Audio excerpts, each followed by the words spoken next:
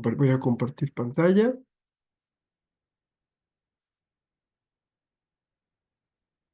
Ujú. Solo me pueden decir si se aprecia bien, por favor. Sí, muchas Sí, gracias. sí se ve bien. Muy bien. Bueno, pues buen día a todas y todos. El tema que vamos a abordar es marco legal en México, difusión y proselización de la bioética en México y en el mundo. Eh, es un tema que a veces cuesta trabajo, ¿no? Digerir porque pues a veces es difícil ver que haya abogados en estos cursos, ¿verdad? Entonces, pues voy a iniciar con cuestiones muy básicas para ir haciendo una construcción que se vaya entendiendo la situación de dónde estamos parados. Quiero decirles y adelantarles algo antes de que me comenten, porque ya lo sé que va a pasar. Van a creer que este es un mundo ideal, muy bonito, mágico, y que lo que estamos viviendo es otra situación. Pero pues es lógico que esto es una construcción sobre un Estado de Derecho en un país democrático que además ha globalizado en el tema de derechos humanos. Bueno, dicho lo cual, voy a ir avanzando. Bueno, aquí vamos a analizar un, o sea que vamos a ver qué pasa entre el mundo de la bioética y el mundo jurídico del derecho, ¿no? Sobre la regulación jurídica desde el marco que nos marca en México y además la relación con las normas internacionales que rigen a la bioética. Eh, para ir viendo el tema de bioética y derecho, pues tenemos que ir al núcleo conceptual en que se fundamenta primero la bioética, ¿no? Que es una necesidad de que la ciencia biológica se plantee preguntas éticas. Eso yo creo que ya lo empezaron a ver, porque la bioética es una ética aplicada a todos los temas de la vida humana en particular y la vida en general, ¿no? Entonces, y además su intervención, ¿verdad? Que cada vez es mayor. Entonces, es muy importante tener esto en cuenta para ver cómo vamos a ir analizando paso a paso. Ahora, sabemos que la ética es el instrumento más importante, ¿no? En la transdisciplinariedad de la bioética. Esto es muy importante porque siempre se ha hablado de inter, multi, transdisciplinariamente, ¿no? Sin embargo, lo más correcto es hablar de transdisciplina porque hay algo que ata las demás disciplinas o las demás ciencias o las demás áreas del conocimiento. Imagínense en una reunión de un comité de bioética o de ética, de investigación, que no sepan ética. Es lógico que no va a haber una parte en común, un lenguaje en común para poder dialogar entre diferentes áreas del conocimiento y llegar a un fin, pues, lo axiológicamente más correcto. Entonces, la ética es imprescindible para saber eso. Y en ética y derecho también es algo muy importante porque prima la alteridad y se enfoca en los semejantes. Algo que incluso hemos ido perdiendo esta sociedad posmoderna, ¿no? El tema de la otredad, el tema de la persona que tenemos enfrente, de la correlación que vivimos. Cada vez, si se fijan, y lo vemos mucho en tema de mis derechos, mis libertades, se habla de un fenómeno de aislamiento, no de un fenómeno que es connatural al ser humano de integración social, de que no nacemos solos ni nos vamos solos, sino venimos al mundo acompañados de otras personas y nos vamos, incluso en compañía de otros. Eso es algo que se está perdiendo, ¿no? Al inicio de la vida se toman decisiones en lo individual, con esta cuestión de eh, libre desarrollo de la personalidad, mal enfocado, porque esto es para una construcción humana en forma positiva, correcta, adecuada, ¿no? Una cuestión que también se vea que en la libertad se fortalece en sociedad, no en aislamiento, ¿no? Porque si yo estoy en una isla y digo soy libre, pues no. no tiene esa fuerza cuando es en relación con los demás. O sea, libertad se pierde. Y es muy importante ver esto porque el derecho se regula en las conductas humanas en sociedad. No puede existir un derecho de Robinson Crusoe, sino el derecho existe en relación con los demás, en una convivencia, en una coexistencia con las demás personas.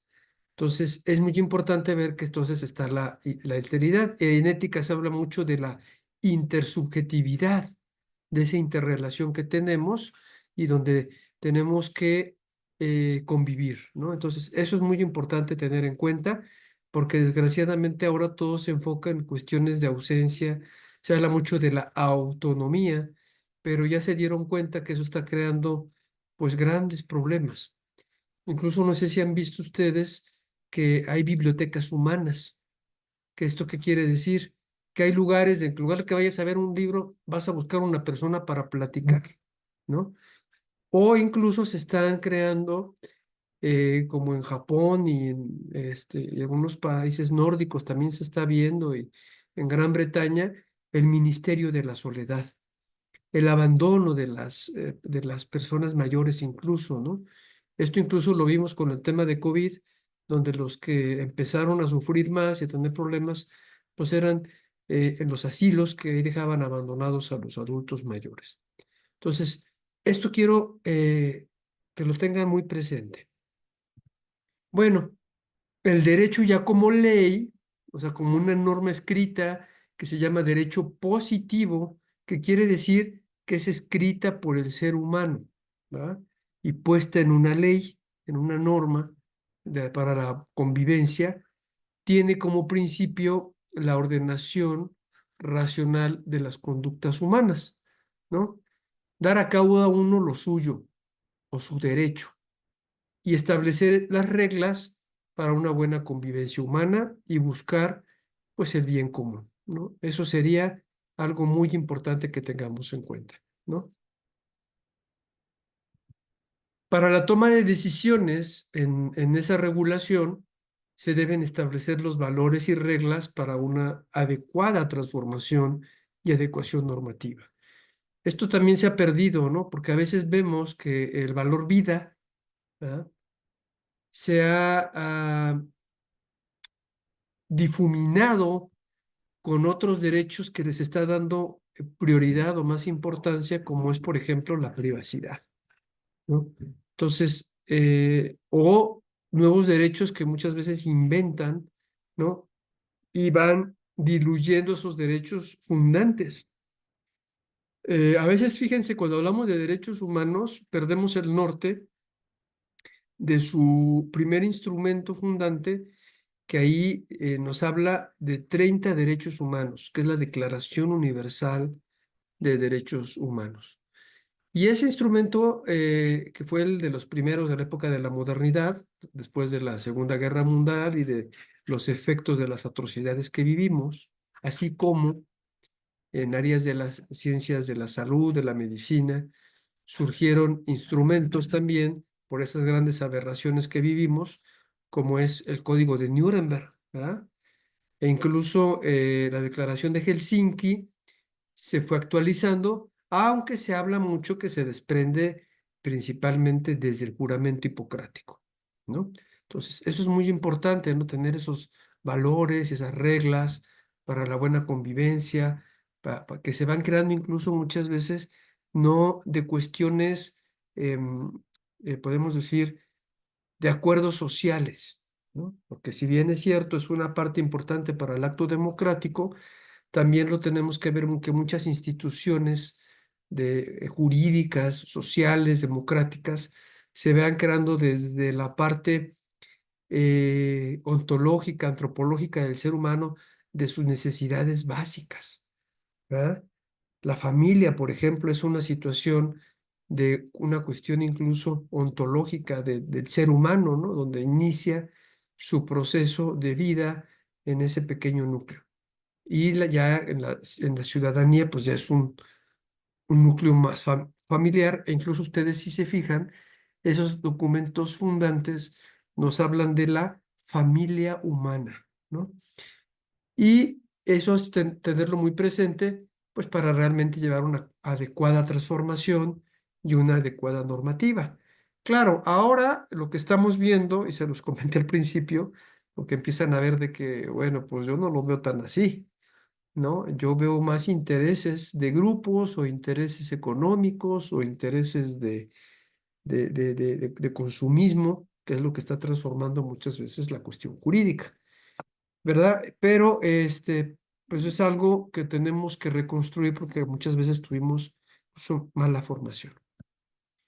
Bueno, voy a iniciar de una forma, pues más que nada para ir reconstruyendo, armonizando lo que llevan hasta ahora en clases, ¿no? El tema de bioética y el tema de derecho, para que entendamos realmente cómo poder ir armonizando la última parte, ¿no?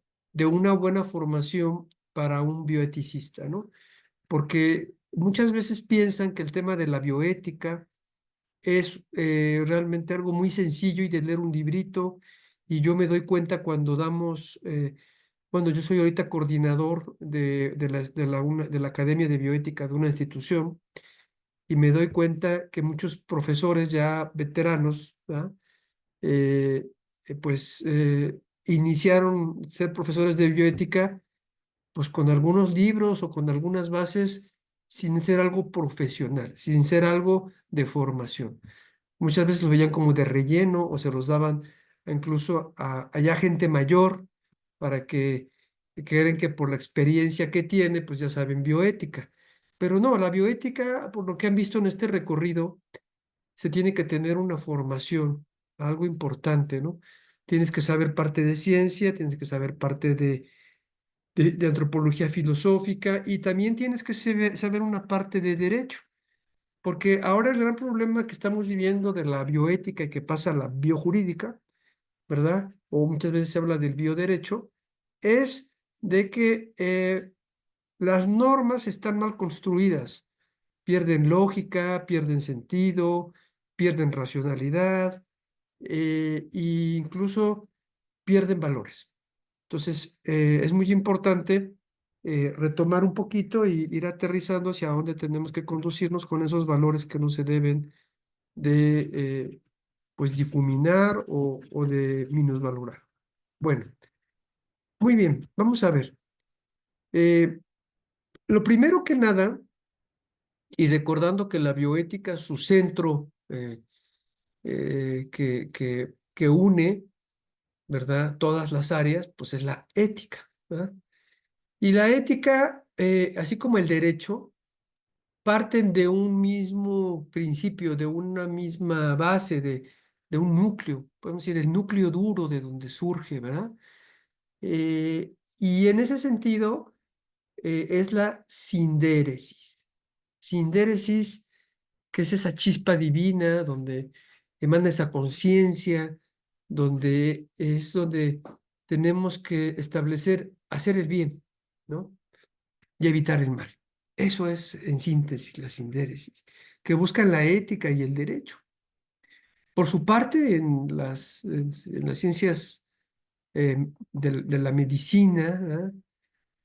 Se obra incluso muchas veces en negativo, ¿no? No es tanto hacer el bien y evitar el mal, sino más bien bajo el principio, pues ya muy antiguo de primum non nocere. Primero, no hacer daño, porque puede hacer daño, ¿no? O sea, todas las personas que estudian el área de la medicina, ¿verdad? Y sus diferentes vertientes, conocen principalmente al ser humano, sus dolencias, incluso cómo evitarlas, pero al saber eso también saben cómo incrementarlas. Fíjense qué interesante, cuando hablamos incluso de personas que torturan, ¿verdad? Estamos hablando de personas que, que son y conocen la fisionomía humana, las causas de que puede causar un dolor. ¿no? ¿Por qué? Por todo lo que estudian. Entonces, los mejores torturadores son los que conocían mejor ese cuerpo humano. ¿Y quiénes son los mejores? Pues los médicos. Pues tienen esa capacidad de poder hacer daño. Por eso el punto inicial es, pues, no hacer ni causar ningún daño. Bueno, a partir de ahí, bueno, de esa hacer el bien y evitar el mal, ahí decimos, bueno, pero ¿cómo voy a ir construyendo? ¿Cómo voy a ir armando ese análisis de cómo que hacer el bien? Y tenemos cuestiones antropológicas en común, ¿no? En el tema de vida, de que es el tema de bios, de la ética, que es que todos nosotros, ¿verdad? Primero, estamos para la autoconservación, ¿verdad? Y la continuidad, ¿no? De la progenie, de continuar viviendo, ¿no? Entonces, esos dos elementos es algo no nada más de la vida humana, sino de toda la vida. ¿Sí? Y lo vemos incluso en las plantas y en los animales, cómo pelean por seguir viviendo. Las plantas es muy interesante ver, ¿verdad? Como cuando abren las flores, ¿verdad? Sus pétalos y empiezan a seguir la luz, ¿no? O cuando vamos al campo y vemos árboles que sus raíces siguen donde está el agua, ¿no? Para seguir viviendo, para seguir sobreviviendo y además se sigan reproduciendo y continuidad pues, con su desarrollo y con su especie, ¿no? Y otro punto muy importante de reflexión para esta ver de cómo ir valorando esa situación, pues tenemos el tema de que todas y todos nosotros estamos buscando como que un principio común de respeto. Y fíjense que surge de las sabidurías antiguas, ¿no? Esa ley de oro, ¿no? De tratar a la otra persona como quiero que me traten a mí mismo. Esa ley de oro de respeto, ¿verdad? Que incluso es donde empieza ya posteriormente a darse unas bases para la cuestión de la dignidad humana, donde se establece que el ser humano, ¿verdad? Es un fin en sí mismo y no un medio para un fin. Entonces, esa dignidad humana es un valor que tenemos todos los seres humanos por el simple hecho de existir, por el simple hecho de ser. Ahí está ese valor que es el que se tiene que respetar con todos los seres humanos por pertenecer a la familia humana. En ese sentido, en la cuestión del derecho, hay un principio que se llama pero persona. ¿No? Todas las leyes, todas las normas se tienen que atender en el beneficio de la persona humana, ¿no? Entonces, en ese sentido, y como lo señalé previamente, se tiene que buscar preservar la vida. Claro, esa vida se tiene que buscar estar en condiciones dignas, en condiciones adecuadas, correctas, ¿verdad? Y ahí entonces es cuando los derechos humanos empiezan esa mínimo minimorum de lo que todos tenemos por pertenecer a esa especie humana y ese valor de dignidad, ¿no? Y que además ahí surgen otros pues, valores, ¿no? Como el tema de la igualdad entre todos nosotros, que eso lo vamos a ver más adelante, las características. Y por parte del derecho, pues busca salvaguardar y cuidar la vida y la integridad personal. Situación que en México, pues estamos en una situación de extrema vulnerabilidad, ¿verdad? Con el tema de inseguridad, ¿verdad? Con el tema de incluso de que el sistema de salud no es fuerte y entonces pues, ponen en riesgo estos valores. Otro es de salvaguardar la salud, ¿no? Porque la salud es la luz de la vida. La salud es lo que nos ayuda a que nuestra libertad la podamos ejercer, pues, en integridad y completud, ¿no? Por su parte, derecho, pues, tiene que ver cuidar la salud y sus elementos para que, pues, realmente pueda tener esa interacción con otros derechos. El tema del derecho a la salud lo vamos a ver en la siguiente clase, que es muy importante y que también es muy importante verlo porque ese derecho a la salud, ¿verdad?, es fundamental para otros derechos. Y es muy importante tener en cuenta esto porque está dentro de los 30 derechos fundantes que se establecieron en la Declaración Universal de Derechos Humanos. Tenemos esa subsidiariedad humana y solidaridad, ¿no? Que, que se da mucho principalmente en la familia, ¿verdad? Aunque también ya se está perdiendo. Que después de ahí seguiría pues con el vecino, con la sociedad, pero también con las instituciones, ¿no? Tanto a nivel interno como a nivel externo, ¿verdad? Eso es algo que vamos a ver con el tema de derechos humanos, porque si yo voy a un hospital, incluso te piden que vayas acompañado de un familiar, de un amigo, de un tutor, de un responsable para esa solidaridad y subsidiariedad humana. Es muy importante, bueno, en el área de la bioética, incluso en el área de la medicina, buscar la proporcionalidad. ¿Qué quiere decir? Dar lo que va a necesitar realmente a su situación, ¿no? Que en derecho lo manejamos más que nada como justicia. También la bioética lo maneja de justicia, pero también hay que ver de qué corriente se puede derivar esa justicia, porque los principialistas se basan de esa justicia distributiva de bienes y recursos. Cuando la justicia, pues no nada más es distributiva, es conmutativa y es legal, e incluso la definición real de justicia surge desde Grecia y de Roma, que era dar a cada quien lo suyo de cada cual, ¿sí? O sea, lo que realmente se le debe de corresponder a cada quien. ¿Y esto por qué lo digo así? Porque no es lo mismo una mujer, un hombre, un adulto mayor, un niño, una niña, una persona con discapacidad. Y ahí es donde viene la fineza de la justicia, donde se vuelve equidad, donde se focaliza realmente la situación. La palabra equidad viene de quitas, que era un instrumento de medición que se utilizaba para ajustar perfectamente las dimensiones de un objeto. Entonces, equidad es realmente lo que cada persona en su individualidad, en su situación, se tiene que ajustar, ¿no? Tenemos principios que se utilizan desde la ética y que tiene que retomar la bioética para hacer un mejor análisis, como el del mal menor o el doble efecto, que eso ya lo han de haber visto, donde, por ejemplo, yo tendría que amputar una parte de un miembro para preservar la totalidad. Nunca se busca el mal primero, sino más bien el bien, sabiendo que puede haber un efecto negativo en la persona. En derecho hay un elemento que hay que rescatar y hay que poner en su justa dimensión, que es la libertad.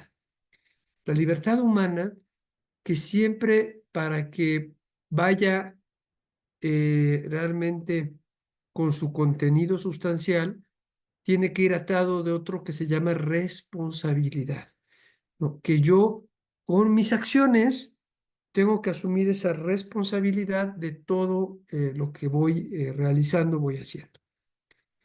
Por otro lado, siempre se va a buscar en la área terapéutica, en la área de la vida, algo de la totalidad, ¿no? El que yo corte un miembro de mi cuerpo puede también que yo separe un miembro de la sociedad porque está afectando, ¿no?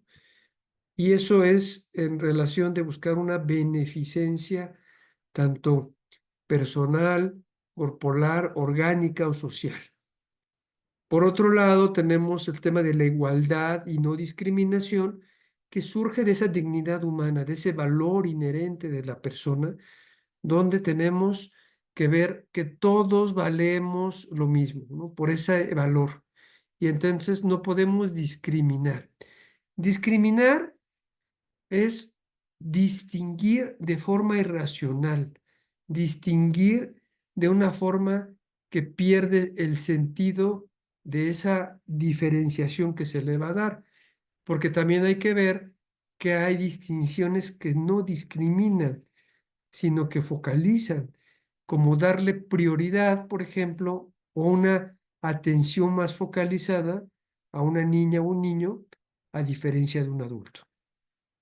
Por otro lado, tenemos la gran autonomía, ¿no? Que eso es muy importante porque es de nuestra autoconstrucción, con el ejercicio de nuestra libertad, nuestra voluntad, ¿verdad?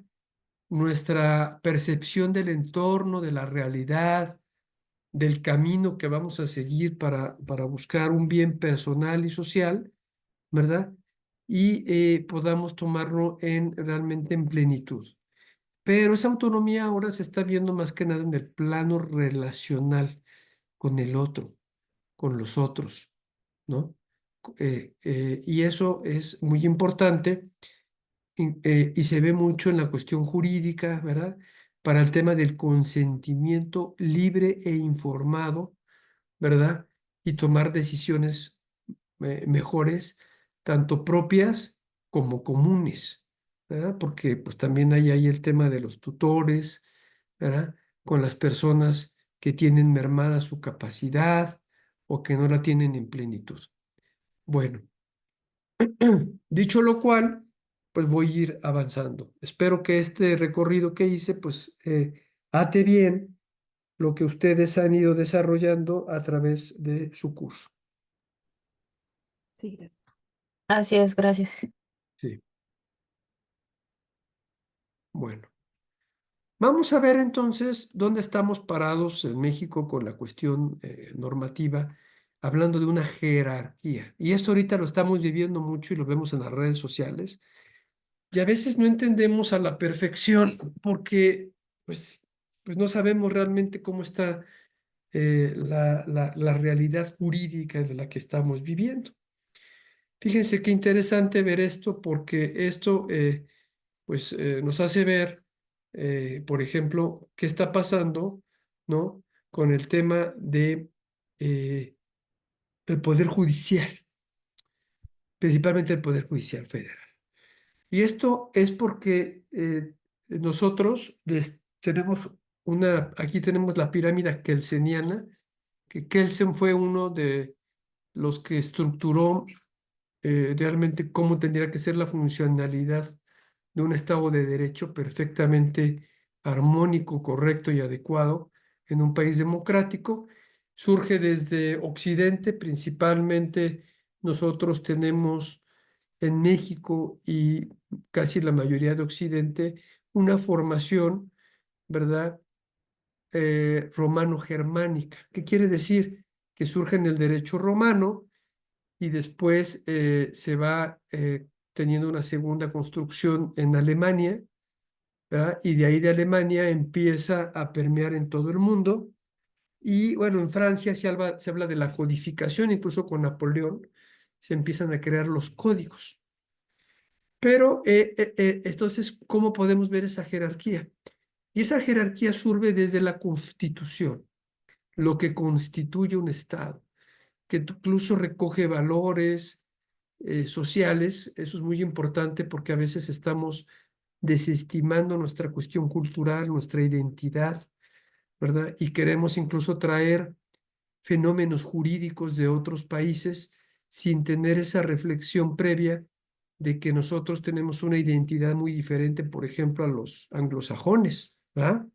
O a por ejemplo, a todos los europeos nórdicos, ¿no? Entonces, es muy importante mantener ese tema, porque tenemos normas muy diferentes a otros países y en común con algunos más como son los de Centro y Sudamérica. Pero también en la cuestión estructural, pues tenemos que tener algo que soporte, que dé contenido, que marque límites. Y en ese sentido, esa jerarquía normativa teórica se ve reflejada en nuestras normas. Entonces, como primer momento, tenemos nuestra Constitución Política de los Estados Unidos Mexicanos, que es la cúspide y la base. ¿Qué quiere decir? Que es el máximo valor, pero también es donde surgen las demás normas, ¿no? En segundo momento, y esto es muy importante tenerlo en cuenta, principalmente se denota en el artículo primero constitucional, tenemos los tratados internacionales en materia de derechos humanos, ¿verdad? Eso es muy importante, porque muchas veces hablamos de tratados internacionales, por ejemplo, como el TLC, que está en el ámbito comercial. No, el valor primordial es los de derechos humanos. Entonces tenemos la Constitución Política de los Estados Unidos Mexicanos y luego los tratados internacionales en materia de derechos humanos, que amplían, que soportan, que además complementan la Constitución. Esto incluso en Francia se hablaba del bloque de constitucionalidad. Hagan de cuenta que esta es la Constitución, pero pues tiene algunos huecos, entonces llegan los derechos humanos y subsanan, complementan y hacen realmente un bloque. Ese bloque es lo que se habla de esos de constitucionalidad y derechos humanos, ¿no? Que se ve también aquí en nuestro país, ¿no? Y posteriormente vienen las leyes generales, ¿no? Y federales. Como en nuestro ámbito podemos ver la Ley General de Salud, ¿no? Que entra incluso y se desprende del artículo cuarto constitucional, que es donde está el derecho a la salud, ¿verdad? Y de ahí entonces se dice, se reconoce el derecho a la salud, ajá, y a partir de ahí que, bueno, entonces se crea una ley que trae generalidades. Y entonces, como es muy general, que marca las pautas generales, de ahí surge su reglamento, ¿no? Que son las reglas de cómo se va a ir instrumentando esa ley general de salud, que marca las pautas. Incluso esta cuestión jurídica también se ve a nivel interno, o sea, en las entidades federativas, ¿no? O sea, por ejemplo, ustedes, muchos de ustedes viven en alguna entidad federativa, ¿no? Pueden estar en Nuevo León, en la Ciudad de México, o en otra entidad, yo estoy en Puebla, y esa cuestión a nivel interno también tiene esta regulación, ¿no? Tiene una constitución, tiene leyes, etcétera. E incluso hay leyes de salud que tienen funcionalidad, ¿no? Que no regula la federación. Ahora, bueno, ahora ya estamos haciendo todo un show porque ahora ya el IMSS Bienestar, que es federal, pues está controlando todo el sistema, tanto federal como local.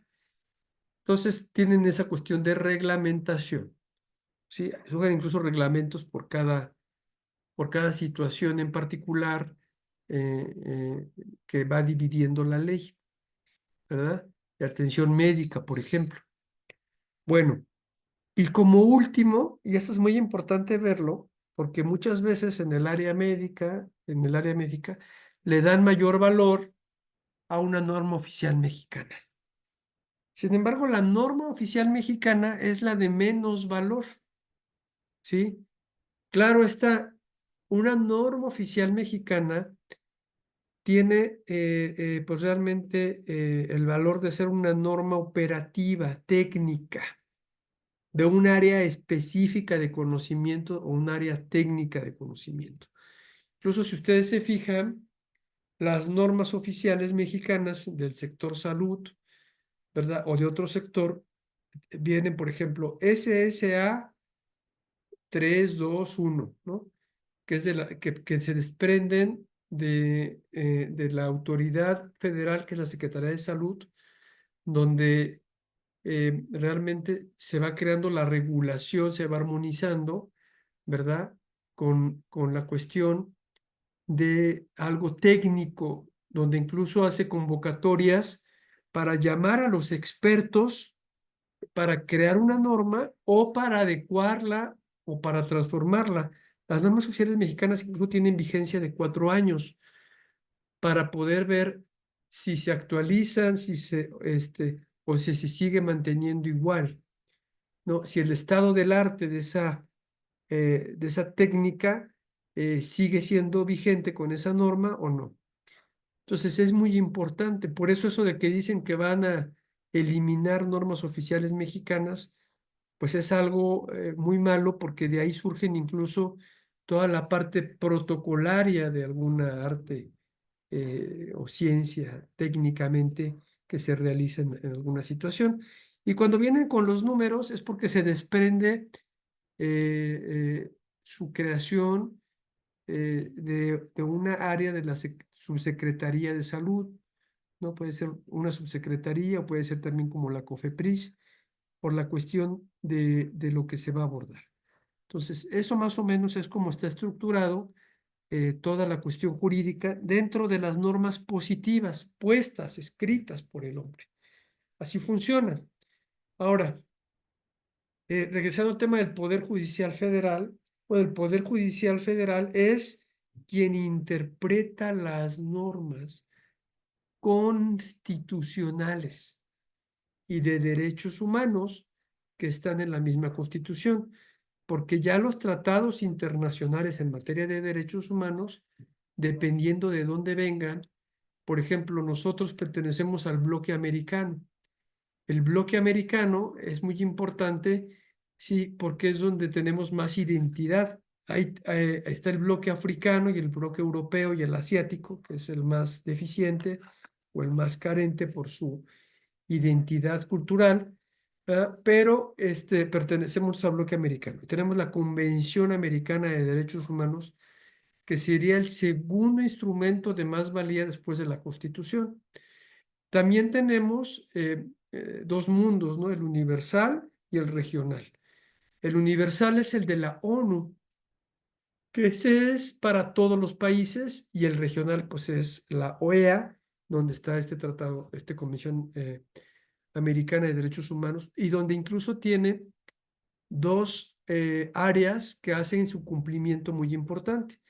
La Comisión Interamericana de Derechos Humanos, que es como una parte como de procuraduría, donde está revisando, evaluando, pidiendo información a los países para que salvaguarden esos tratados que salen del bloque americano. Y también tenemos, por el otro lado, la Corte Interamericana de Derechos Humanos. Esa Corte Interamericana de Derechos Humanos es como nuestro tribunal constitucional que interpreta la Constitución. La Corte Interamericana interpreta la Convención Americana de Derechos Humanos y otros tratados que surgen de la OEA. O sea, la Organización de los Estados Americanos. Bueno. Yo tengo una pregunta. Adelante. Precisamente con la pirámide de Kelsen, por ejemplo, en otra sesión vimos varias normatividades de bioética, como son los convenios, declaraciones, Ajá. etcétera. ¿Esas dónde entrarían? Bueno, ¿Dentro de los tratados internacionales? eso lo vamos a ver más adelante, pero se los voy a matizar. Ok, Muy gracias. bien, fíjate. Y es buena pregunta. A nivel internacional, la Convención de Viena de los tratados, ¿no? Nos establecen los criterios de fuerza normativa, ¿no? O sea, ¿cuál tiene más peso que otro? Entonces, en primer lugar, se llama de ius cogens, ¿no? Derecho comunitario, universal, internacional. ¿Cuál es eso? Incluso se habla de normas supraconstitucionales, o sea, arriba de la Constitución política de los Estados Unidos mexicanos. ¿Qué quiere decir eso?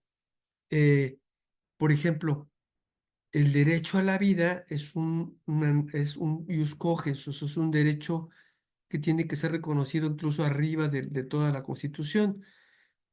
Ahí, por ejemplo, hay un error en Francia de haber puesto el derecho al aborto porque es una antinomia a ese valor. Por otro lado, tenemos, por ejemplo, reconocido como jus cogens el tema de la tortura. Ningún país puede regular la tortura, ¿sí? Se está viendo también el tema de trata de personas, que su antecesor teórico es el tema de la esclavitud humana, que eso es como que no se puede regular. Sin embargo, se oye como algo muy etéreo, como algo muy inmaterial, ¿no? Entonces, ya materialmente se habla mucho de la Declaración Universal de Derechos Humanos como ese ius cogens, aunque todavía hay discusiones que no son todos los artículos, sino algunos de ellos. Ahí es bien interesante ver, porque la Declaración Universal de Derechos Humanos, hay un artículo que siempre, yo creo que parece que se desconoce o se tiene como que no existiera. Es el artículo 29. Ahí se los dejo de tarea que le echen una revisadita, porque el artículo 29 habla, pues, de las obligaciones en materia de derechos humanos.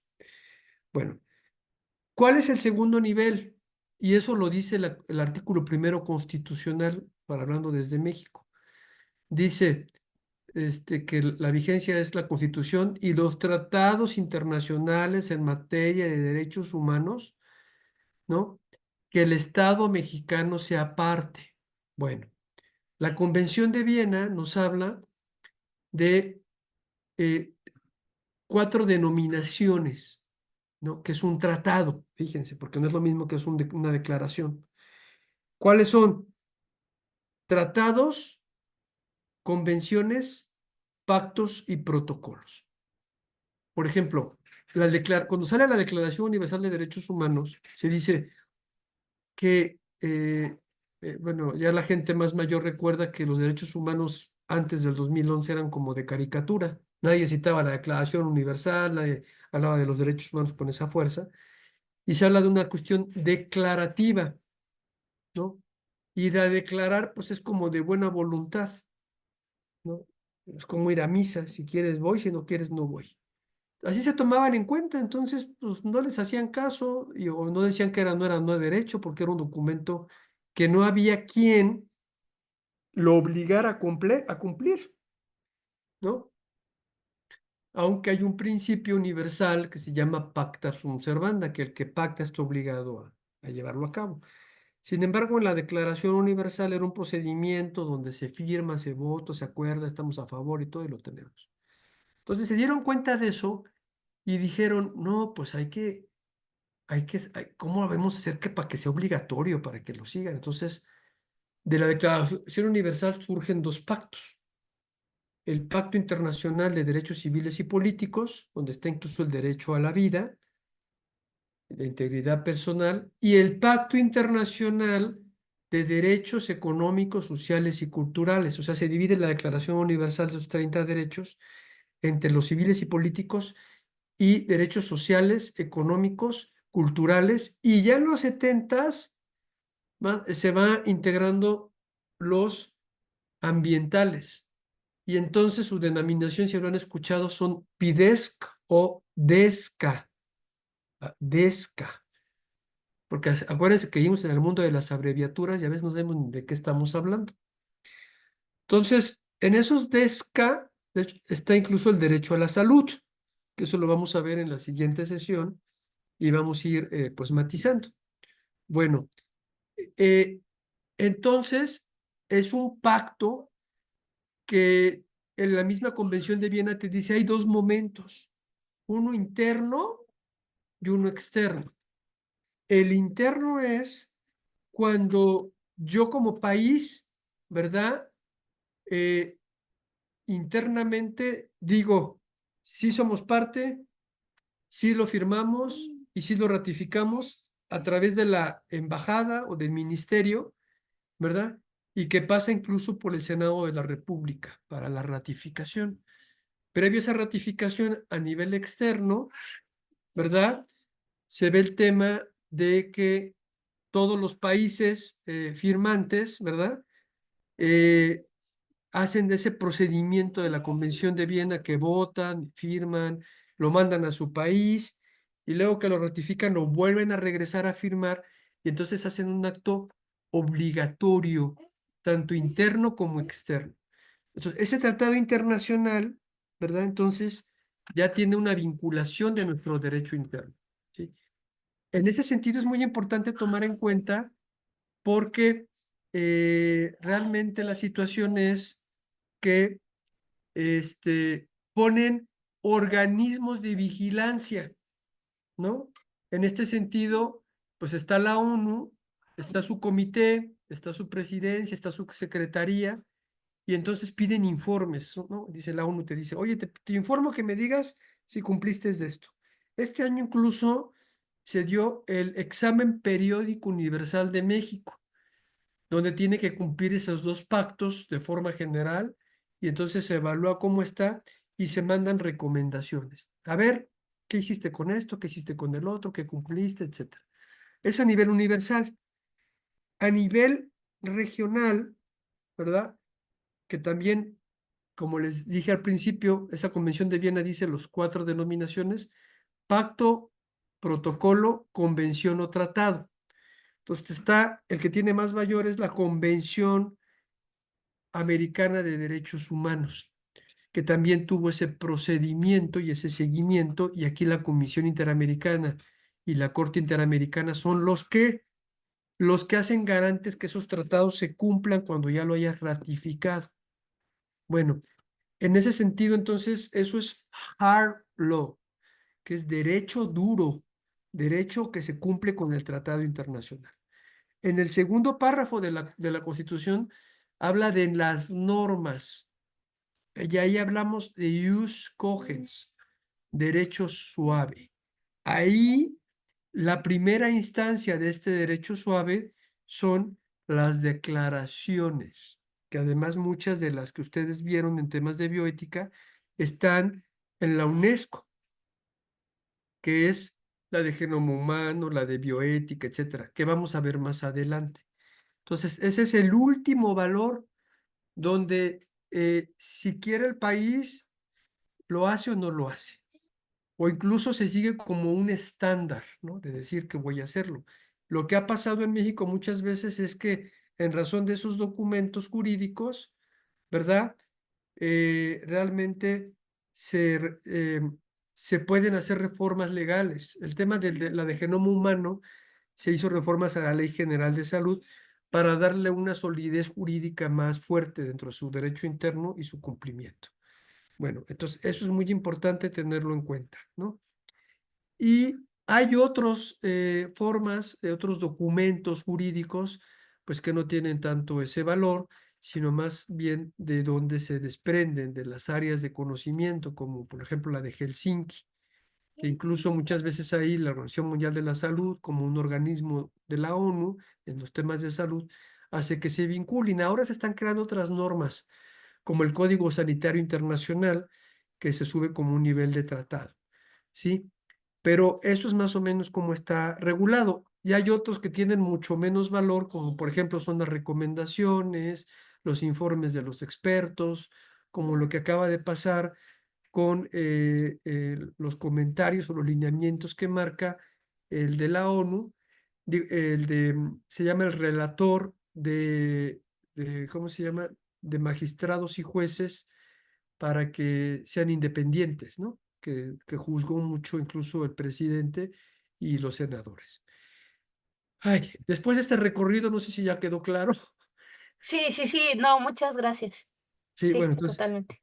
más adelante incluso vamos a tocarlos, pero lo que me importa es que sepan esa cuestión, porque siempre hay confusión, y gracias por la pregunta en esta materia de derechos humanos, ¿verdad? Pero yo creo que con eso pues ya quedó más o menos entendido.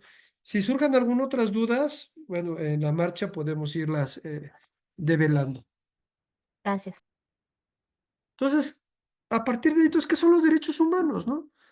Bueno, pues son derechos que tienen todos los individuos de la especie humana en virtud de su humanidad común, a vivir una vida de libertad, ¿no? Y con esa dignidad que tenemos todos y cada uno de nosotros. Características. Esto es también bien importante. ¿Por qué?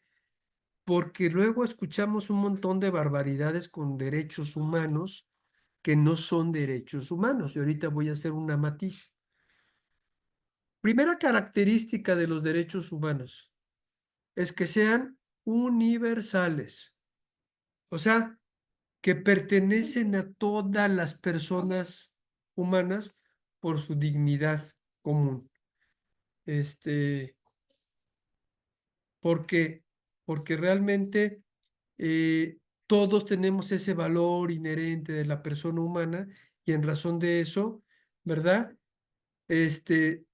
Lo tenemos todos consustancialmente. O sea, eso es. Entonces, ¿cuál derecho es universal? El derecho a la vida, ¿no? Entonces, eso lo tenemos todos. Y hasta es de sentido común, porque sin ese derecho no tenemos otros. ¿Cuál característica siga? Inalienables, que no pueden perderse ni transferirse por propia voluntad, ¿no?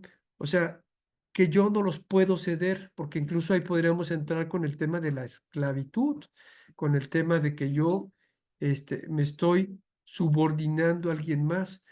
Cuando se habla del pacto social, que surge en la época de la modernidad, principalmente con estos teóricos de la Ilustración como Hobbes, Rousseau, hablan de que incluso de dos principios de naturaleza humana, que el hombre es bueno por naturaleza y la sociedad lo corrompe, o el otro lado contrario, que el hombre es malo por la naturaleza y que el vivir en convivencia social lo hace bueno, y entonces por eso tenemos que crear un orden, ¿no?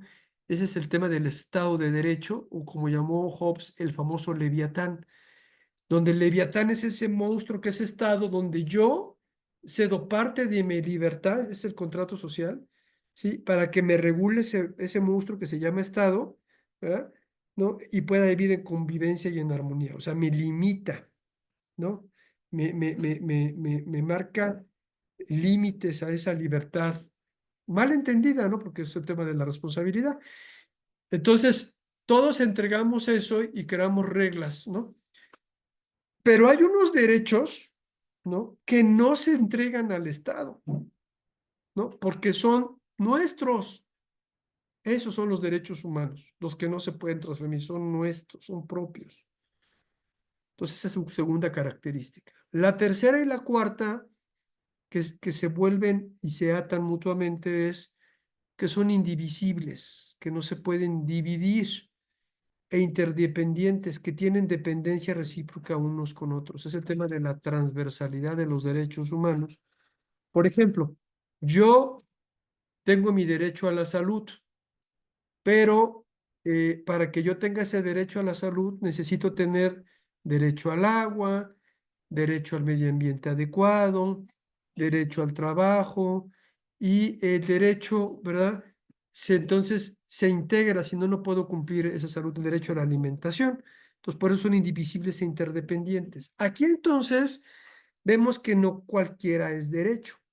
En nuestros temas de bioética ahora se maneja mucho de que la mal llamada interrupción del embarazo, porque el embarazo no se interrumpe, el embarazo se termina o continúa, que antes denominábamos aborto, no puede ser un derecho humano. Puede ser una ley, una norma, ¿sí? Se puede regular, pero no un derecho humano porque va en contra de la universalidad que es la vida. Eso es una antinomia. Y eso pasa también con el tema de la eutanasia, porque en los medios sociales, ¿verdad?, se habla mucho de que como derechos humanos, y ya todo lo queremos encasillar como derechos humanos. Entonces, aquí con esto ya les queda claro que no todos son derechos humanos. Sí puede ser una cuestión de derecho de escrito puesto, ¿no? Normativo, pero no como humano.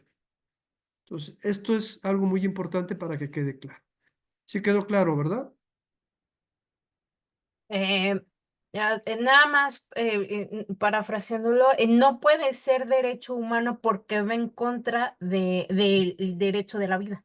Exactamente, se llama Ok, antinomia técnicamente, ¿no? Que va en ok, contra. Entonces, o sea, no puedes decir que la eutanasia es un derecho humano porque está en contra de la vida. ¿Sí me explicó? ya, sí. Entonces, eso es para que quede claro. Porque en el tema de bioética, aparte que hay mucho eufemismo jurídico, mucho Ujú. eufemismo en el medio, ¿verdad?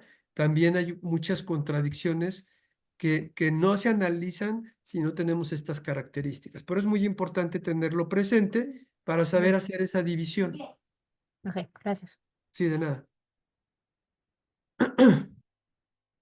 ¿Qué principios tenemos dentro de los derechos humanos?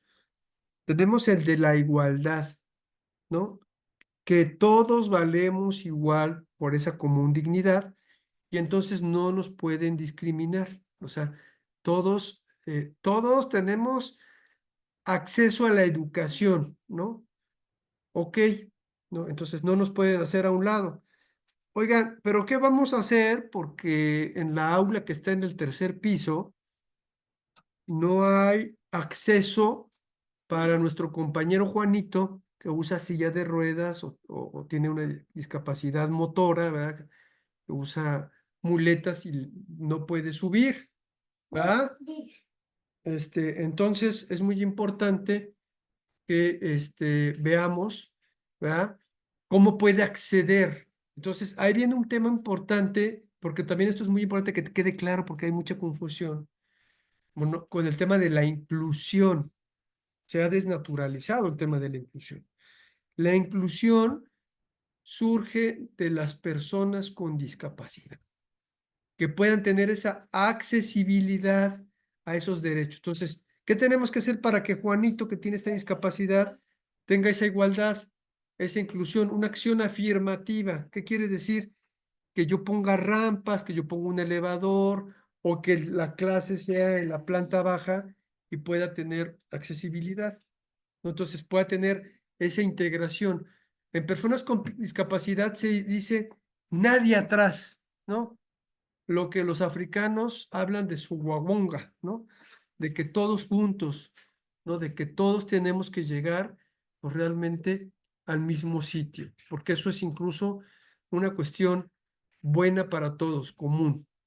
Bueno, entonces es muy importante porque en esa igualdad muchas veces se habla de cómo poner piso parejo, y ese es el tema de la inclusión, ¿no? Y la inclusión surge para personas con discapacidad, ¿verdad? Luego viene el tema de la libertad, ¿no? Que es otro principio, que es algo consustancial humano a nuestra naturaleza, ¿verdad? Y en ese sentido también viene todo, luego la cuestión psicológica y la cuestión jurídica de nuestro ejercicio, que además se va soportando incluso ontológica, biológica y conscientemente, ¿no? Porque vamos nosotros con nuestras capacidades ejerciéndola cada vez en más plenitud, y por eso se habla de los tutores, de los responsables, para ir construyendo y ayudando a la libertad. Eso ahí viene incluso el tema de la educación que tenemos que dar hacia las demás personas. Y la solidaridad, pues es una cuestión de que nos apoyemos mutuamente, por lo que decía Aristóteles, somos seres sociales por naturaleza, y para que salgamos adelante, pues tenemos que tener pues esa construcción común. Bueno, a partir de ahí, entonces hay obligaciones en materia de derechos humanos. Esto también es muy importante porque lo pueden ustedes ver, analizar, incluso si quieren revisarlo, y lo podemos comentar para la siguiente clase, en el artículo primero constitucional, ¿verdad? Ya viene en su tercer párrafo, ¿sí? Dice, ¿cuál obligación? Por ejemplo, promover. En la cuestión de obligación de promover es informar de manera adecuada con pertinencia cultural y entendible. Sí, eso es muy importante. Y eso es muy importante porque en muchas ocasiones esa promoción de los derechos humanos no es correcta. ¿Cuántos hospitales tienen esa difusión interna de nuestros derechos y nuestras obligaciones, por ejemplo, como pacientes o como profesionales de la salud, que tienen que estar perfectamente, pero también de la lengua materna, porque México es muchos Méxicos, ¿no? Eso, en la siguiente clase les voy a poner un ejemplo real, pero pues hay todavía personas que no hablan español, tienen una lengua materna, y cómo van a entender o cómo van a aceptar un tratamiento si no se les está informando incluso con esa pertinencia cultural. O también entender su visión intercultural, que muchas veces no la entendemos sobre cómo ven las cosas, ¿no? Incluso en nuestro país todavía se utiliza mucho, por ejemplo, la herbolaria, ¿no? Medios tradicionales, que tienen que armonizarse con la medicina basada en evidencia. Tenemos el tema de respetar, que se implica no violar, abstenerse de vulnerar un contenido normativo reconocido, ¿verdad? O sea, tienes derecho a la salud, ¿no? Oye, como recientemente pasó, pero la mujer parió afuera del hospital, en el piso, pues ahí no estás respetando su derecho, ¿no? Estás violándolo, no le estás dando las condiciones, ¿verdad? Que te establece la misma normatividad, que ahora me da risa de que están haciendo una reforma en la Constitución, creo que el día de antier, en, más amplio en el tema de salud, ¿verdad? Que si quieren lo detallamos la siguiente clase porque no he podido leer esa reforma. Realmente nada más he visto algunos comentarios de algunos amigos. Pero pues no lo haces efectivo. Parte de los derechos de la salud, lo vamos a ver, es pues, tener los medios, porque el derecho a la salud es de medios, no de fines. Oye, pero pues no hay medicina. Entonces, ¿qué está pasando? ¿No estás respetando? ¿Estás vulnerando?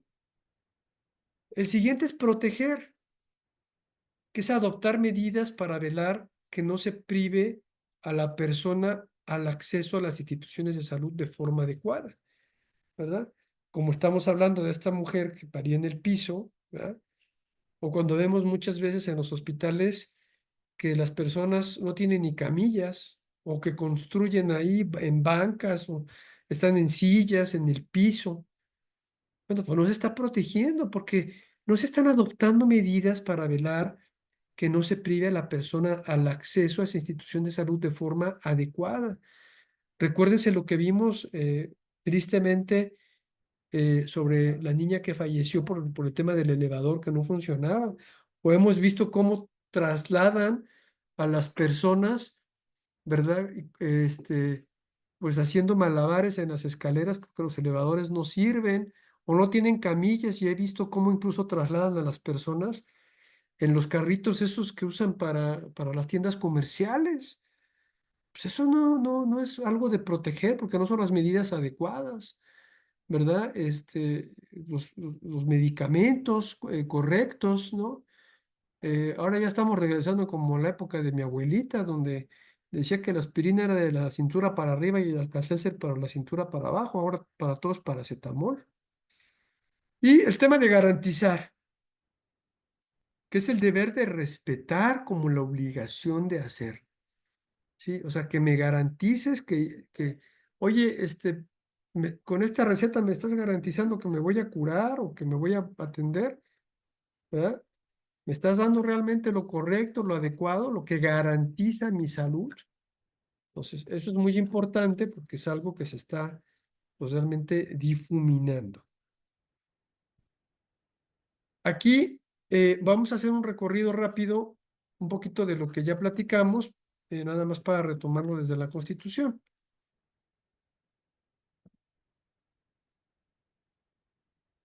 Dice y esto fíjense que es bien interesante, se los voy a compartir, porque se los tengo que dar muchas veces a los abogados, hasta de posgrado, de que no saben ni leer su Constitución.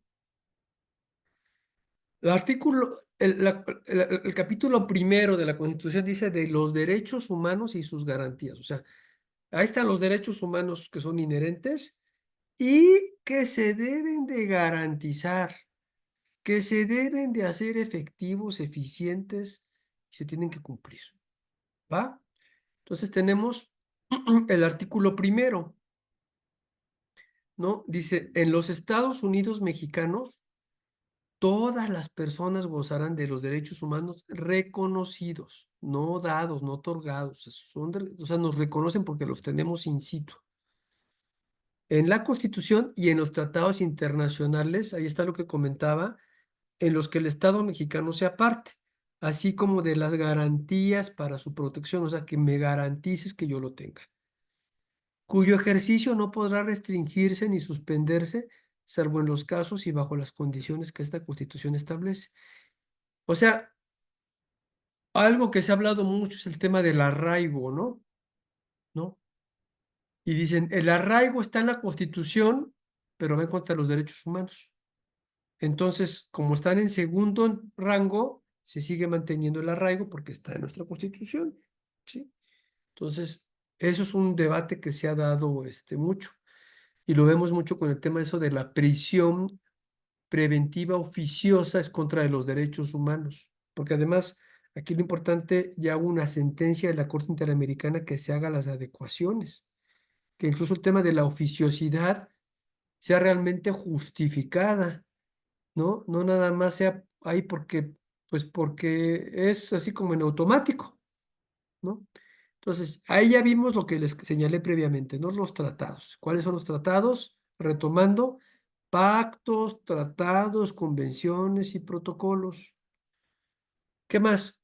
El segundo, las normas relativas a esos derechos humanos se interpretarán de conformidad con la Constitución y con los tratados internacionales de la materia, favoreciendo en todo tiempo a la persona la protección más amplia.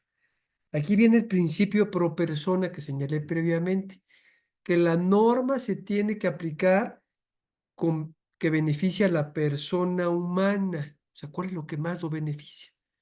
Y aquí entonces, a ver, compañeros y compañeras, Irene, que está muy activa, las declaraciones son normas, tienen ese valor. Incluso una sentencia es una norma, la norma oficial mexicana, ¿no? O sea, los lineamientos, ¿no?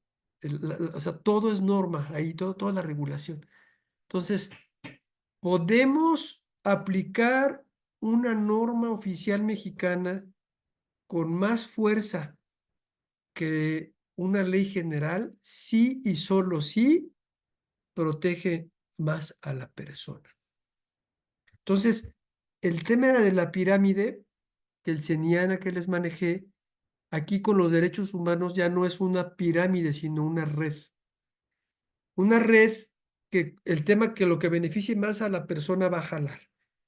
Aquí entonces podemos meter esos instrumentos declarativos, ¿sí? Como parte de este párrafo, ¿no? Que se van a interpretar, que van a ayudar. Oiga usted, pues la Ley General de Salud habla, ¿no? Sobre la experimentación o las normas de consentimiento informado, pero son muy escuetas.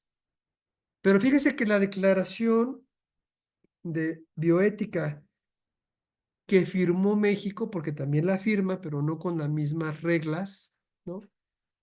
Que además fue votada por unanimidad, o sea que no hubo ninguno en su contradicción, pues me ayuda a dar un soporte más fuerte a nuestra ley o a nuestro reglamento o a nuestra norma. Entonces la puedo poner como una parte que me ayude a interpretar, ¿verdad? Eh, mi actuar y a justificarlo.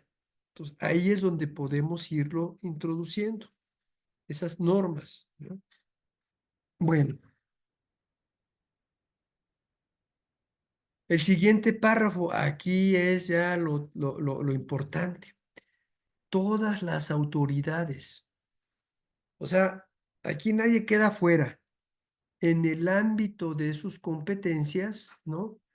O sea, ejecutivo, legislativo, judicial, ¿no? Federal, estatal, municipal, todas tienen la obligación de promover, respetar, proteger y garantizar los derechos humanos de conformidad con los principios de universalidad, interdependencia, indivisibilidad y progresividad.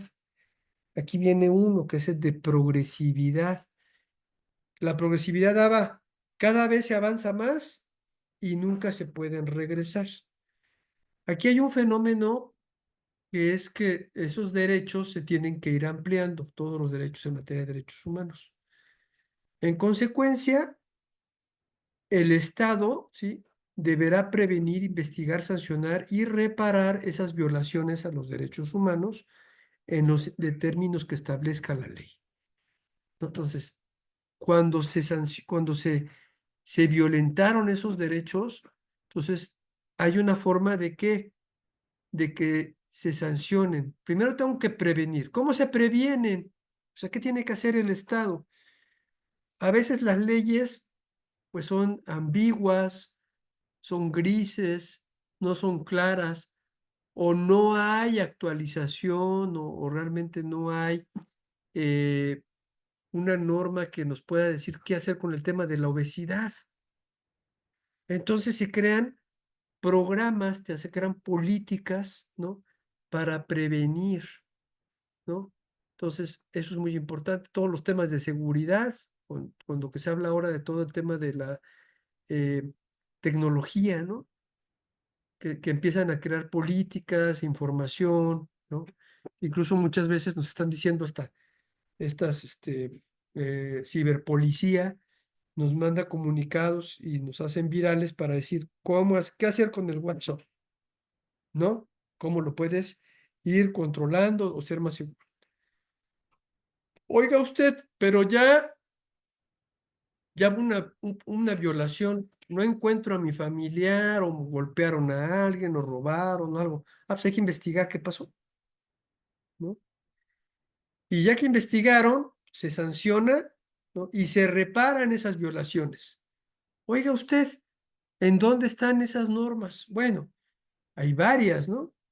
Porque hay responsabilidades, ¿no? Civiles, hay responsabilidades administrativas, hay responsabilidades penales, ¿no? Pero lo más importante es en derechos humanos, donde incluso tiene que haber una reparación. Y en materia de derechos humanos, la más importante es, ¿verdad? La Ley General, ¿verdad? De víctimas. En los estados también hay de esas. Eso es muy amplio porque ahí te habla toda la amplitud de cómo repararlo, aparte de otras leyes como el Código Penal, Civil, etcétera, ¿no? Entonces, ahí es donde está, dice, establezca en la ley. Fíjense, hay otros artículos. Ah, bueno, aquí ya me salté el de no discriminación, de que no se discriminará por raza, sexo, religión, educación, etcétera, ¿no? No se tienen que hacer esas distinciones irracionales por todos esos rubros. Bueno, luego viene el artículo 15, y esto es bien interesante verlo, principalmente por la pregunta que hizo Irene. El artículo 15 dice, no se autoriza la celebración, bla, bla, bla, de convenios o tratados en virtud de los que se alteren los derechos humanos. Entonces, por ejemplo, si se firma el Tratado de Libre Comercio y se violan derechos humanos, no se debería de autorizar. Este es muy interesante, este artículo, porque es el que habla de tratados contra tratados. O sea, si está el Tratado de Libre Comercio y está la Convención Americana, entonces, en ese sentido, se tiene que hacer un análisis de derechos humanos que ese tratado que vamos a firmar no viole esos derechos humanos. Que aquí ha sido al revés, que incluso los gringos y los canadienses han puesto condiciones con el TLC por cuestiones laborales que no hay condiciones iguales en México. Pero se tendría que hacer esa revisión, ¿no? Fíjense que hablando de la Convención de Oviedo, que es de las más importantes, con más amplitud, con más peso en temas de bioética, ¿no?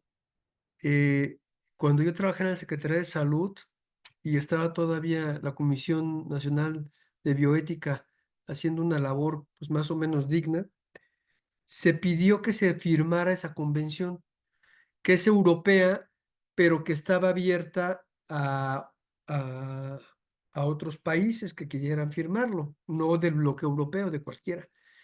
Y entonces eh, México ya estaba dando pautas para firmarla, ¿no?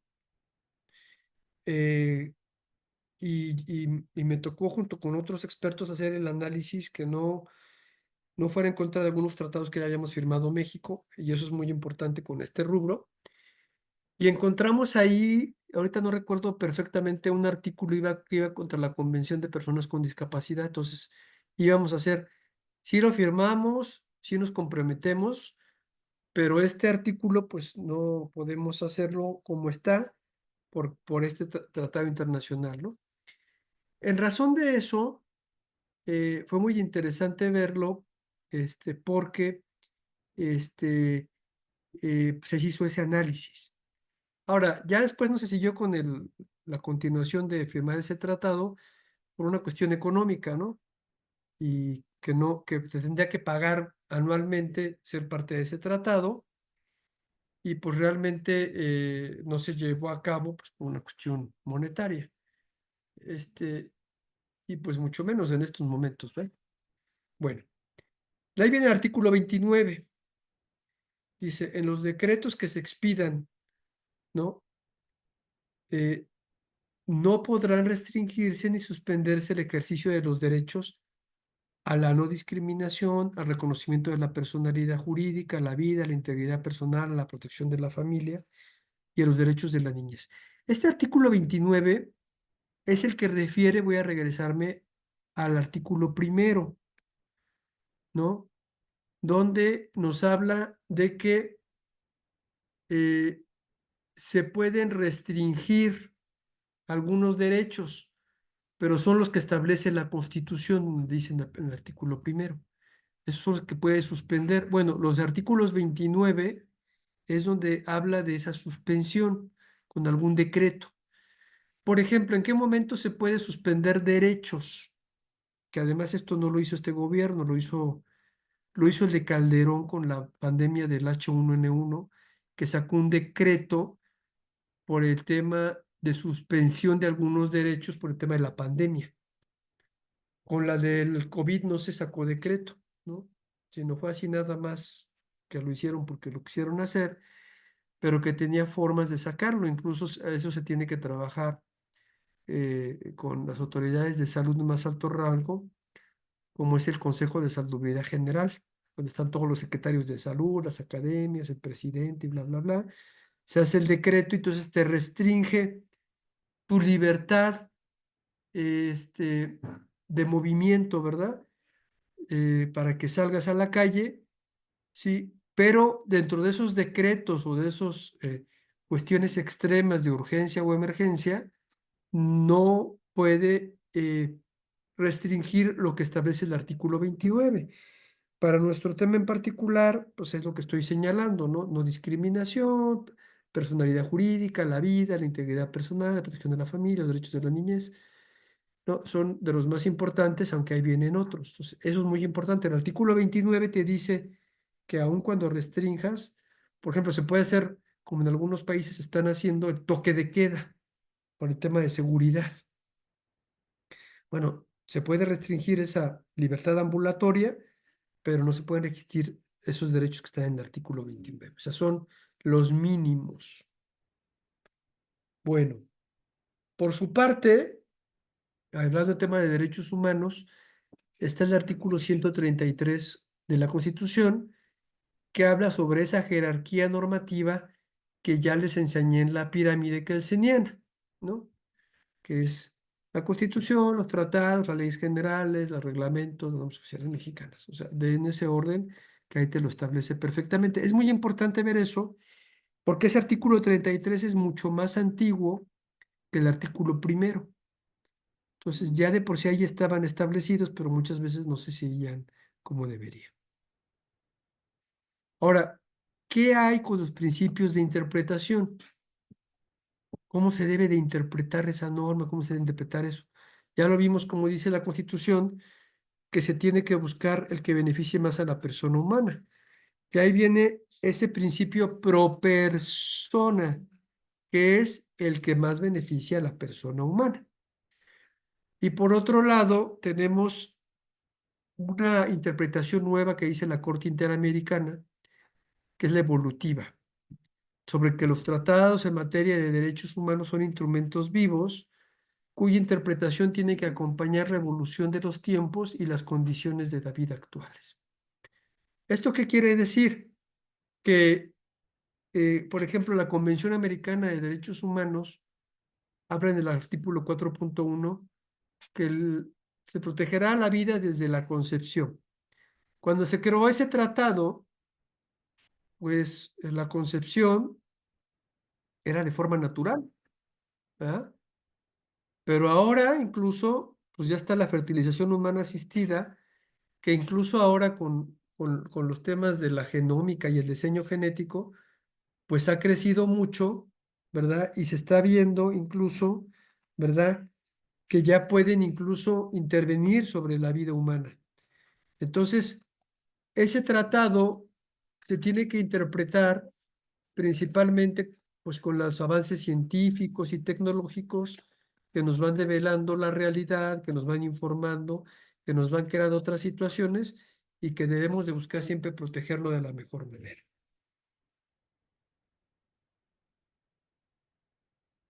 Bueno, de ahí vienen pues más o menos cómo están los tratados internacionales en materia de derechos humanos, ¿verdad? Voy a hacer un recorrido muy general y quizás lo retomamos para la siguiente clase para ir concluyendo. Como les dije, voy a dar hasta 1 hora y media continua sin pausas para que incluso podamos ver si hay preguntas, respuestas, comentarios.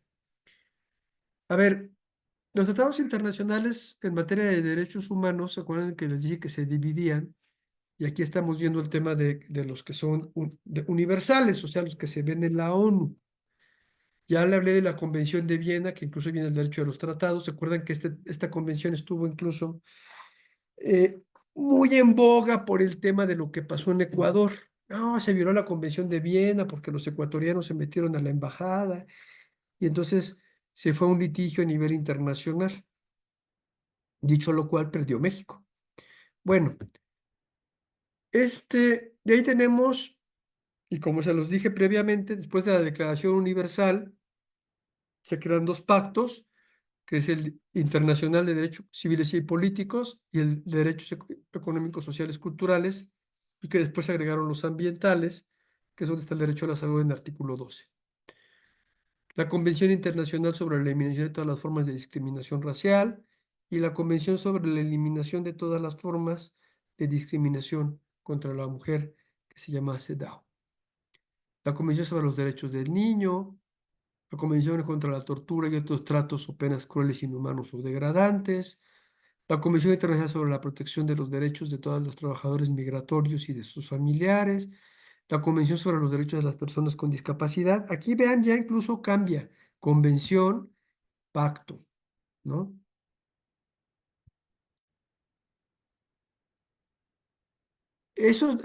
Bueno, estoy señalando algunos porque hay más. Quien quiera abundar dónde están esos tratados internacionales y de los cuales forma parte México, bueno, se pueden meter a la Secretaría de Relaciones Exteriores y ahí vienen incluso divididos. Por el sistema americano, tenemos a la OEA y ahí tenemos el más importante, es la Convención Americana sobre Derechos Humanos, la Convención Interamericana para Prevenir y Sancionar y Erradicar la Violencia contra la Mujer, que la conocemos muchos con la Convención Belén do Pará, que es en el país donde se realizó. La Convención Interamericana para la Eliminación de todas las formas de discriminación contra las personas con discapacidad, la Convención Interamericana para prevenir y sancionar la tortura, el protocolo adicional a la Convención Americana sobre Derechos Humanos en materia de DESC, que es el protocolo de San Salvador, que es donde viene el derecho a la salud, o sea, viene en un protocolo.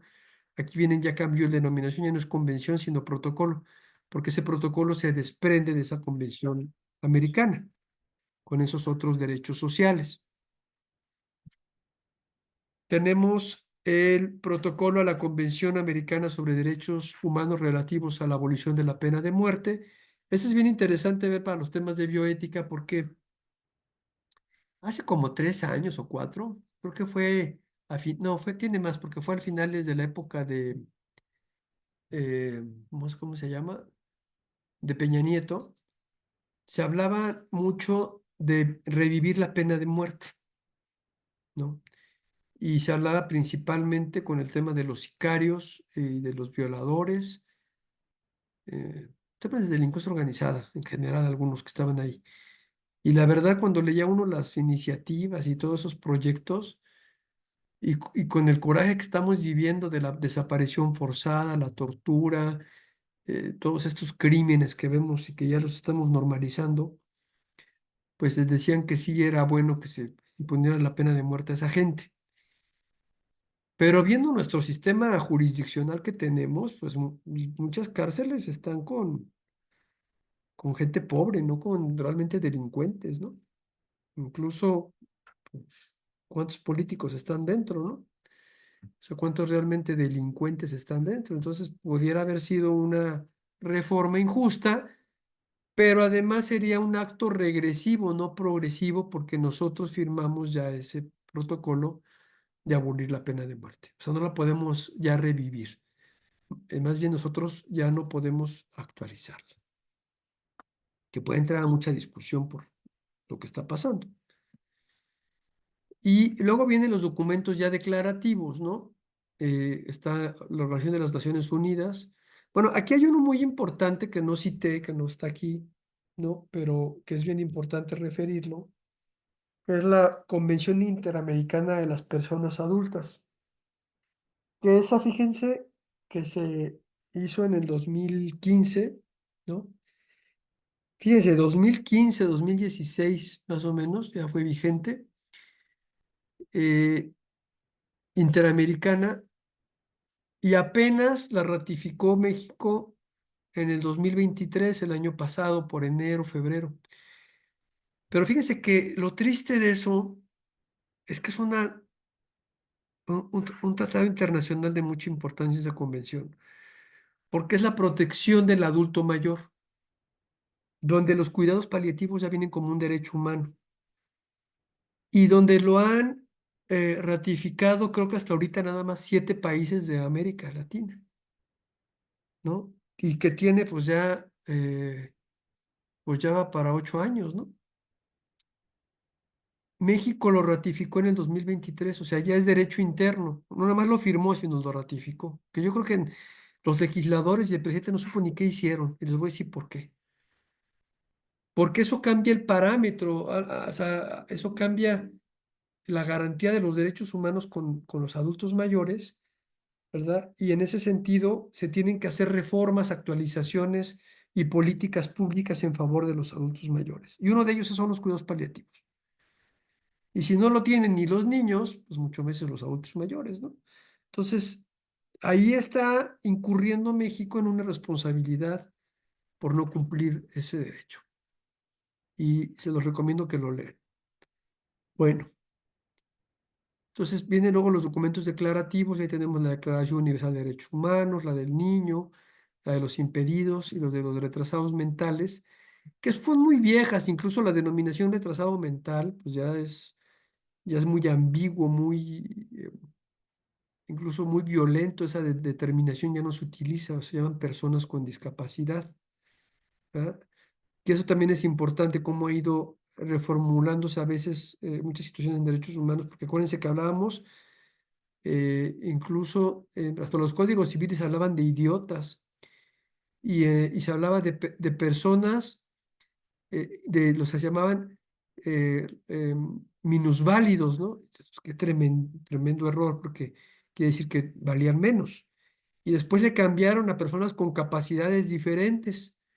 Otro error, porque pues esos son los X-Men, ¿no? O sea, no tienen capacidades diferentes, más bien tienen una discapacidad. Entonces, por eso hace la convención que personas con discapacidad y ahí se dice el por qué y esa es la correcta denominación.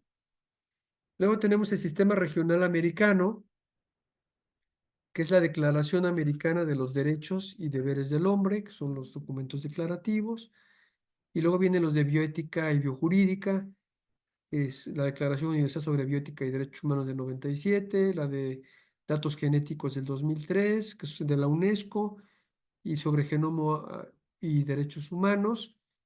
Y luego viene ya la Convención sobre Derechos Humanos y Biomedicina, que es lo que les decía de Convención de Oviedo, que es muy amplia, que además va incrementando protocolos, fíjense, o sea, va complementando esa convención por los avances, ¿no? Tienen el de clonación, el de trasplantes, el de investigación biomédica y el de análisis genéticos con fines médicos. Por eso hubiera sido bueno que se hubiera firmado ese convenio, porque todos estos rubros en nuestro país, pues a veces son muy ambiguos, muy escuetos, o incluso muchas veces falta de normatividad, ¿sí? Y luego ya vienen otros documentos que la Declaración Latinoamericana sobre Derecho a Bioética y Genoma Humano, las directivas de buenas prácticas clínicas de la Conferencia Internacional de Administración Contenido 13 principios básicos, los cuales se basan en la Declaración de Helsinki, el Código de Nuremberg, la Declaración de Helsinki, que incluso este año se puso en comentarios para que se pueda actualizar, no ha tenido actualizaciones. El informe Belmont, donde vienen los principios de bioética, pautas éticas internacionales para la investigación y experimentación biomédica en seres humanos, pautas éticas internacionales para la investigación y experimentación biomédica en seres humanos de la OMS, declaración de Taipei sobre investigación sobre las bases de datos masivos y biobancos, ¿verdad? Declaración de Tokio sobre las normas dirigidas a médicos para prevenir la tortura, guías éticas internacionales para investigación biomédica, ¿no? Y bueno, se están creando cada vez más documentos, incluso está ahorita viendo en la OMS sobre crear este código para el tema de las pandemias, ¿no? Guías de buenas prácticas clínicas. Esto incluso lo pueden sacar de la página de la Comisión Nacional de Bioética, donde ahí vienen referidos muchos documentos que les servirían de análisis. Y además ustedes esto pues ya lo tienen ahí referido en su curso, que los pueden ahí consultar o pueden ir analizando más a detalle. Bueno, luego vamos a ver el tema del derecho a la salud, pero yo creo que con eso podemos concluir el día de hoy. No estoy citando cada una de estas normas internamente porque se volvería una locura y a mí por lo regular no me gusta leer leyes, ¿no? Más bien me gusta ver el sentido, cómo se van a interpretar y su naturaleza. Bueno, dejo de compartir y bueno, son poquitos participantes, pero si hay alguna duda, comentario, pues damos unos minutitos. Adelante, Irene. Yo sí tengo varias dudas, bueno, realmente preguntas, ¿no? Del por qué. Por ejemplo, todavía hay casos en México de mujeres que están en la cárcel debido a que se practicaron abortos, ¿no? Sobre todo en comunidades tal vez más rurales. ¿Por qué siguen ahí si, y por ejemplo, en otros lados Ujú. ya es, por ejemplo, como en la Ciudad de México, pues que hasta te apoyan, ¿no? A ver, a ver, Entonces, a ver, aquí va mi primera pregunta. ajá. ¿Cuál es tu fuente de cuántas mujeres están en la cárcel por aborto? Ah, es que lo vi como en un documental, no sé cuántas, pero sí vi en un documental en YouTube, que hay varios casos de mujeres que están en la cárcel por eso y que de hecho las propias personas que acusaron a estas mujeres pues fueron sus propias familias, ¿no? ¿Sabes cuántas mujeres hay por aborto a nivel en todo México? No, 9. ok. ¿Y por qué siguen en la cárcel? Muchas de ellas incluso no hicieron aborto. Ajá. Más bien no se lo hicieron, o sea, no lo pidieron, no son mujeres son mujeres que lo hicieron, ¿no? O sea, son enfermeras o de estos grupos. Hay más hombres incluso metidos a la cárcel por aborto. Eso te lo comento porque se maneja mucho el doxa, ¿no? O sea, mala información.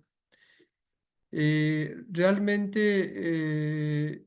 son casos incluso que hay que analizar uno por uno, porque son casos incluso de abortos o ya muy avanzados, que incluso van más allá de las 12 semanas. Eso en México, porque a mí me piden asesorías legales, se llevan abortos en algunos hospitales hasta de 30 semanas de gestación, ¿no? Que además son ilegales. Creo que es un tema muy complejo. Sin embargo, lo que tú dices, y sería de analizar, porque creo que no es un tema de delito de aborto, es más bien de homicidio en razón de parentesco. Ahí sí hay que analizarlo.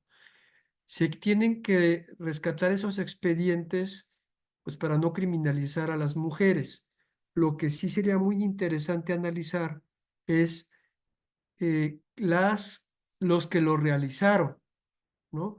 Porque hay muchos casos que ese problema de la regulación del aborto, si tú revisas la ley, queda tan amplia de que tú puedes llegar y decir, yo quiero que me hagan un aborto, así como no pase y se lo hago, porque yo no puedo juzgar, ni decir, ni reportarlo.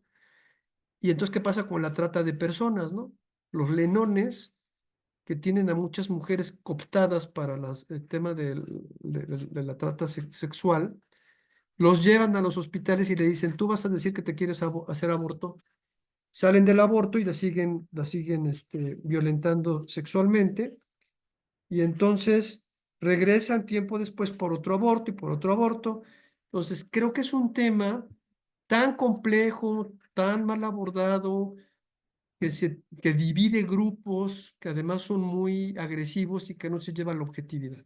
Entonces, por un lado es revisar expedientes de esas personas que están ahí, por qué están ahí, o sea, ¿no? Y las que son injustamente, pues que se saquen, porque además ya hubo reformas legales.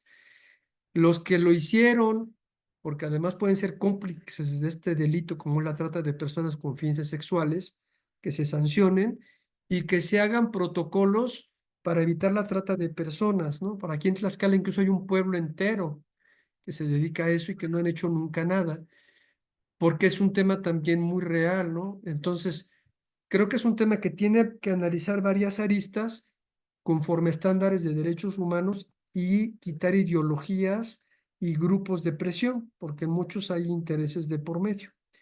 Entonces, sí es un tema muy complejo, pero que tiene que analizarse con objetividad y hacer regulaciones claras, porque a veces el que tú abras una puerta tan amplia puedes ver un problema y no vas contra la causa.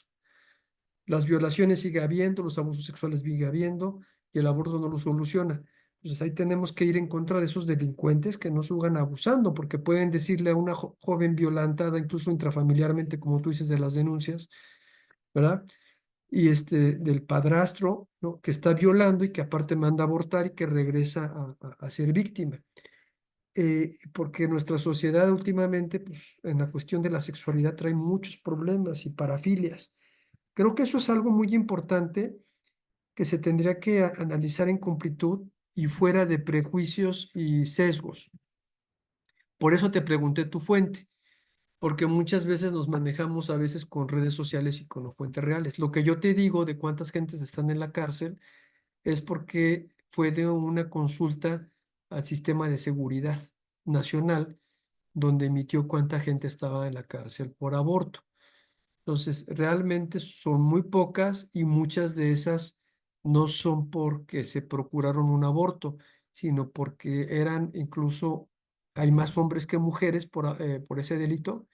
Entonces, hay que ver en qué circunstancias están cada uno. Y como lo que decía, hay que buscar esa equidad y las personas que injustamente están ahí que salgan, ¿no? Porque hay veces que incluso hay gente que está en la cárcel por robo de famélico, por gente pobre que necesita darle de comer a su hijo y va y roba una tienda y lo meten a la cárcel años, cuando fue por una necesidad, porque el Estado pues no da las condiciones. Un tema complejo, Irene. Espero que te haya un Ok. poquito No, sí, sí, sí. dilucidado, No, ¿no? sí, gracias. Y de hecho ya encontré el link. Ujú. Aquí lo comparto. Y otra pregunta con respecto a la parte de cómo van evolucionando. Usted comentó que se deben interpretar, bueno, con este ejemplo que dio de si se quiere otra vez tener la pena de muerte, esa Ajá. sería una involución, ¿no? De Se- la propia Sería, sería regresividad, ya no es regresividad. progresividad. ¿Sí me explicó? Ok, sí, pero por ejemplo, si la propia sociedad, o sea, entiendo que evolucionan o son continuas por la propia evolución de la sociedad, pero si la sociedad involuciona, No, no es por ahí. Pero este ok, tema lo voy a matizar para la siguiente clase, que es la progresividad, ¿va? sí, sí, Si me perfecto. permites, la siguiente clase lo aclararé porque Ujú. es el tema de la progresividad de los derechos, ¿no? Ah, Entonces, si ajá, quieres, ahí lo matizo. Y eso de tema de involución o involución, pues puede ser un tema un poco complejo de analizar ujú. porque pues también depende de donde tú lo veas, ¿no? porque el derecho morfológico ahora de que yo me puedo poner un tatuaje, una perforación, yo me puedo volver transespecie o cyborg, ¿no? Y Claro. entonces ahí es un tema un poquito más complejo, pero lo vemos si quieres en la siguiente para que te matice qué es Sí, realmente esta sí, sí, sí. progresividad en materia, que lo vamos a ver, o sea, Ujú. es parte de, ¿va? Sí, sí, sí. Ok, no, muchísimas gracias. Sí, de nada. ¿Alguien más? Y si no, pues damos por concluida esta clase y nos veríamos la siguiente semana, para ya ir concluyendo con esta parte. Y ahí guárdense sus dudas, sus preguntas, porque muchas veces, a veces uno como que después cuando reflexiona y con todo gusto se las podemos aclarar. Sí, ok. Muchas gracias. Que tengan muy buen día y buen fin de semana. Gracias Igual, igualmente. excelente fin de semana. Descansen. Bye. Bye. Bye.